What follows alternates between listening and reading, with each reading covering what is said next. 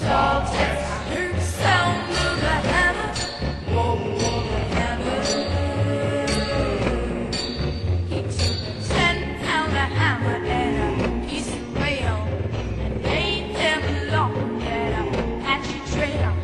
Sweet little wife, she cried, Tex, don't go.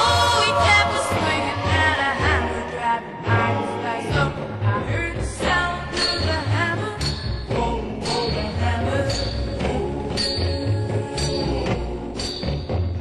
And one hot day, about sundown, the engines were coming from all around.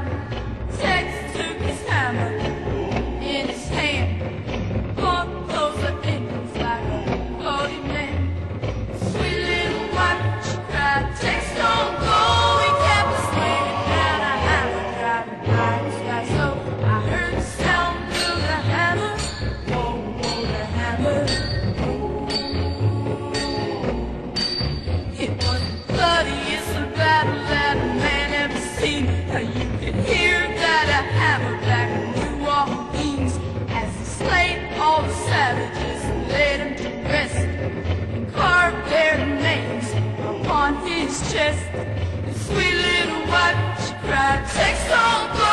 He kept swinging that a hammer driving ice like slow.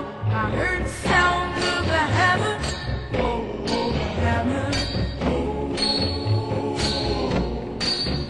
When the work was through, he laid his hammer down. If he'd have kept that a hammer, he'd be silver round. If the story was a legend, I'd know to say Tex got killed at the Alamo.